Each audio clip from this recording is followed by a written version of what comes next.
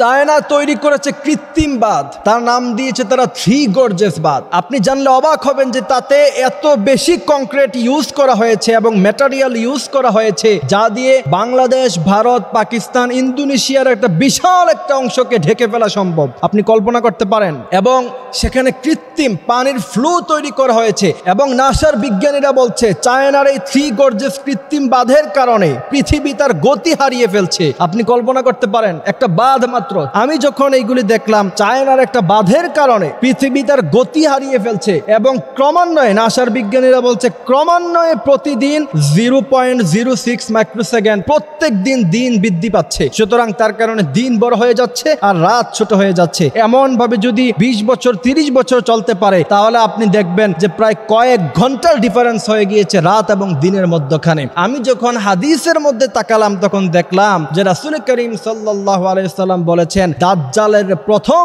দিন হবে 1 বছরের সমান, দ্বিতীয় দিন হবে 1 মাসের সমান, তৃতীয় দিন হবে 1 সপ্তাহের সমান। সুতরাং ইলুমিনাতি সংগঠন এবং কমনওয়েলথ বিভিন্ন সংগঠনগুলি তারা দাজ্জাল আসার প্রত্যেকটি রাস্তা তৈরি করে ফেলতেছে। আপনি কিতাবুল ফিতানের মধ্যে পড়লে দেখবেন যে ইহুদিরা জানে দাজ্জাল সমুদ্রের মধ্যখানে কোন উপদ্বীপের মধ্যে বিদ্যমান রয়েছে এবং তার কারণে তারা সমস্ত রাস্তা তৈরি করছে। এবং ইলুমিনাতি যারা করে তাদের লোগো দেখবেন তাদের এক চোখ কানা, এবং রাসূল হাদিস শরীফের মধ্যখানে বলেছেন দাজ্জালেরও একটি চোখ কানা থাকবে। সুতরাং তারা দাজ্জাল আসার সমস্ত রাস্তা তারা তৈরি করে ফেলেছে। ইমাম মাহদী আলাইহিস সালামের উত্তরসূরিরা, বিশ্বনবী মুহাম্মদ সাল্লাল্লাহু আলাইহি ওয়াসাল্লামের উম্মতরা ইমাম মাহদী আলাইহিস সালাম আগমনের জন্য কি রাস্তা তৈরি করতে পারছে? কিছুই করতে পারি নাই আমরা। এই জন্য এগুলি ভাবার বিষয়। আল্লাহ সুবহানাহু ওয়া তাআলা বলছেন ওয়াদাল্লাহুল্লাযীনা আমানু মিনকুম, মুমিনদের সাথে ওয়াদা করা হয়েছে তোমরা যদি আমলে সালেহ করতে পারো তাহলে গোটা ভূখণ্ড তোমাদেরকে দিয়ে দিব। আজকে আপনি কাশ্মীরের দিকে তাকান, প্যালেস্টাইনের দিকে তাকান,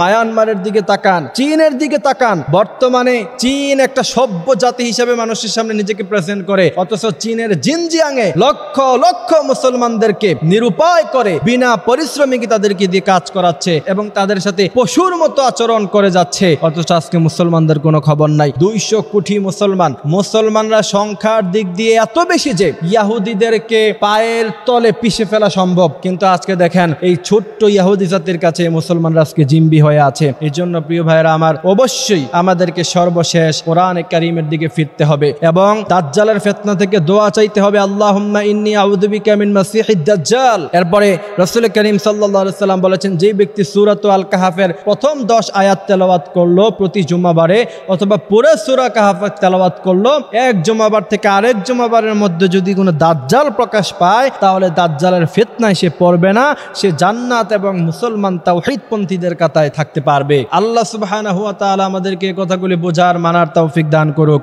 আমিন।